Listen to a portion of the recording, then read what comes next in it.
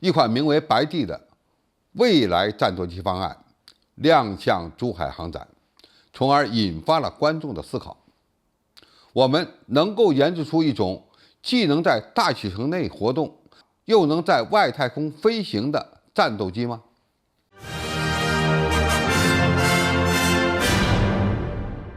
观众朋友，大家好，我是付天少。在本届珠海航展上，一款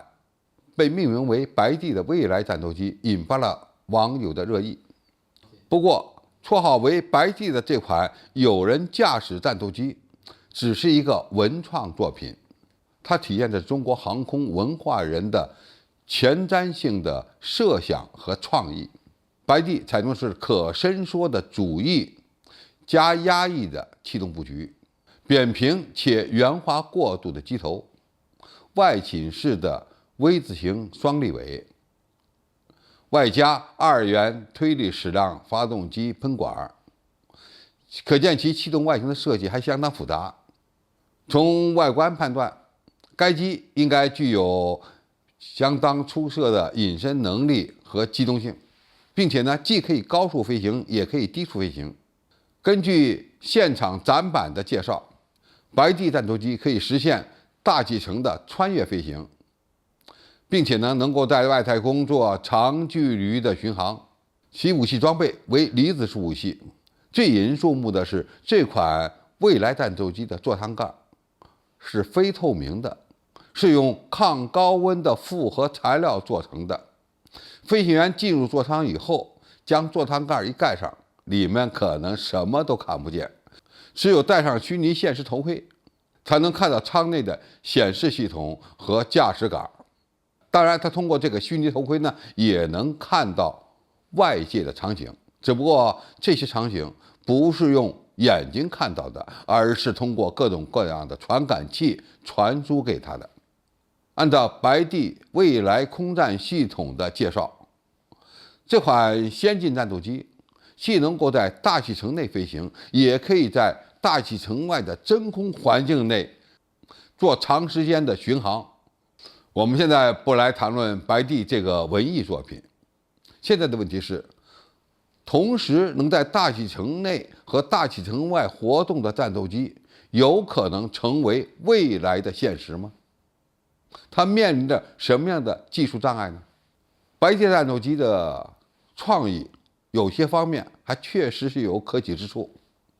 比如它的机翼采用的是伸缩式的方案，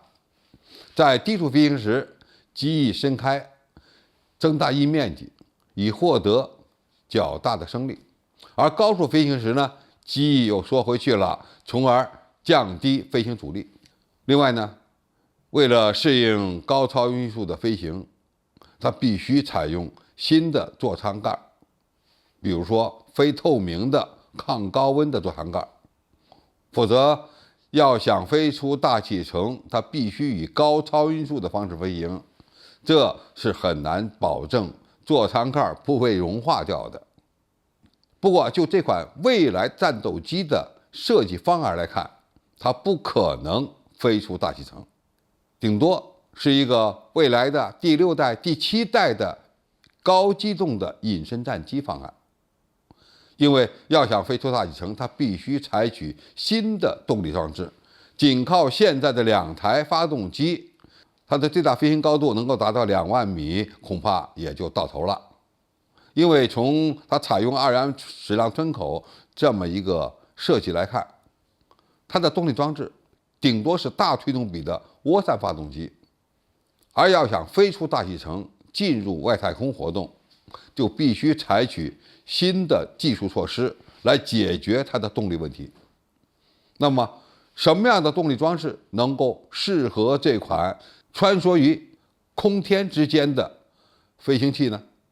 首先，它需要采用组合式动力装置，比如超燃冲压发动机、脉冲暴动发动机、火箭发动机以及涡轮喷气发动机，或者是涡轮风扇发动机的组合装置。这个技术难度是相当大的。要想实现这样的一种穿越飞行，它的外形必须改，因为这样的一个气动外形仅仅适用于在大气层内进行飞行。